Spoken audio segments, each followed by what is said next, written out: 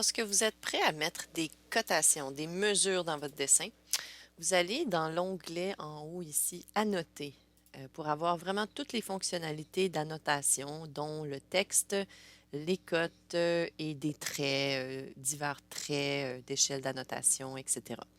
Maintenant, nous allons se concentrer sur le petit département des cotes ici. Je vais cliquer sur Standard, qui est un style de cote, et je vais aller gérer mes styles de cotes. Maintenant, ça se peut que vous ayez ISO et standard. ISO, c'est un style de code qui, à la base, est métrique. Et standard, c'est un style de code qui est à la base impérial. Même si par défaut, on voit qu'on indique des dimensions en métrique ici, tout le fichier a été conçu en impérial. Donc, je vais cliquer sur Modifier et là, vous allez voir qu'est-ce que je veux dire par toute cette conception en impérial des mesures, des marques, etc. Dans le premier onglet Ligne, la première chose que je vais faire, c'est modifier pour que mes couleurs apparaissent comme le calque sur lequel je vais placer mes cotes. Et vous allez voir que on a un exemple ici à droite qui s'ajuste à mesure qu'on modifie les propriétés. Euh, en architecture, on n'utilise pas les flèches, c'est surtout en ingénierie qu'on utilise les flèches. Alors, je vais changer la flèche fermée pleine pour une marque architecturale. On pourrait aussi utiliser l'oblique, qui est un petit peu moins épaisse, mais traditionnellement, c'est la marque architecturale que l'on utilise. Maintenant, on voit que dans le standard d'une cote comme celle-ci, on doit avoir une petite ligne qui dépasse de chaque côté ici. Alors, pour ajouter le dépassement de cette petite ligne sur la cote, je vais retourner dans l'onglet Ligne et vous voyez maintenant qu'ici, je peux indiquer à combien étendre au-delà des marques. Et là, je vais mettre 1/8 de pouce pour l'étendue de la marque. Et là, vous l'avez vu modifié dans l'aperçu. Ici, je vais faire la même chose pour étendre au-delà des lignes de cote qui est verticalement ici ou là. On va mettre la même mesure, donc on va réduire un peu, on va la mettre à 1/8 de pouce. Et là, vous avez vu que ça commence à faire un petit peu plus de sens. Là, c'est un petit peu plus... on a moins de lignes qui dépassent pour, pour notre cote. Donc, dans symbole et flèche, si on continue notre configuration, on pourrait de la même façon réduire notre taille de la flèche à 1/8 de pouce. Et je fais simplement Enter après avoir entré 1/8. Je n'ai pas besoin de mettre le symbole parce que par défaut, ce sont des pouces dans mon dessin. Et là, je vois que, bon, j'ai modifié l'allure de ma cote. Ensuite, pour ce qui est du texte, j'ai le style standard, encore une fois, que je vais modifier pour quelque chose de plus joli que ce que vous avez par défaut, qui était le TXT. Donc, vous pouvez mettre City Blueprint. Et donc, City Blueprint vous permettra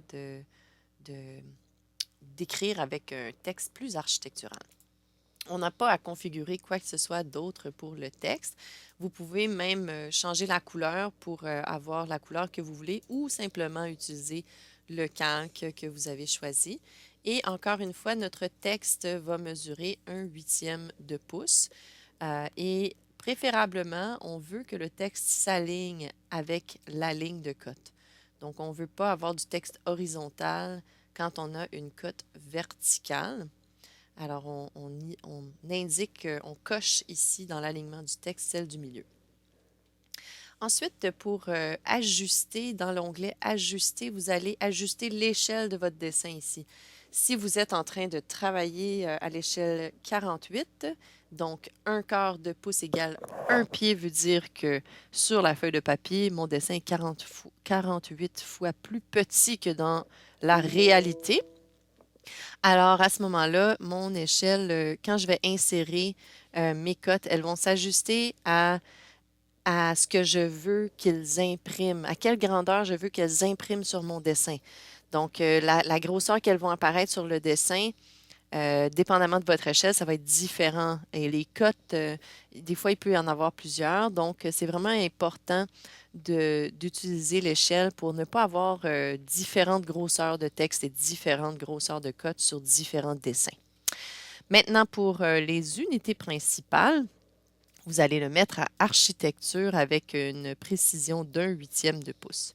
Et là, bien sûr, on a bien configuré ici notre style de cote. Maintenant, ce que j'aimerais que vous fassiez, c'est que vous allez en créer un nouveau à partir de standard. Donc, il va être identique et vous allez le nommer comme vous avez nommé vos styles de tracé, comme vous allez nommer vos styles de texte, etc. Et la raison que je vous fais faire le renommer, que je vous le fais renommer, c'est parce que quand vous avez peut-être voulu faire quelque chose, puis là, votre dessin est corrompu, vous devez copier-coller votre dessin dans un nouveau fichier neuf, OK, un beau fichier neuf. Quand vos cotes standards vont entrer dans un nouveau fichier, ils vont automatiquement s'ajuster au standard qui est existant dans un fichier par défaut. Tandis que si on l'a renommé, le style projet 1 va suivre le dessin. Le style standard ne suivra pas votre dessin d'un fichier à l'autre. Donc, c'est plus pratique de nommer nos styles et de les conserver.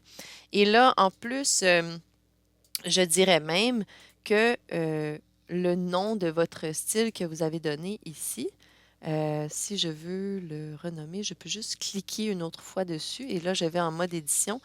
J'aimerais ça indiquer l'échelle parce que c'est possible que je travaille dans un dessin qui est un détail à une échelle plus petite ou plus grande. euh, donc, disons 1/12 au lieu de 1/48.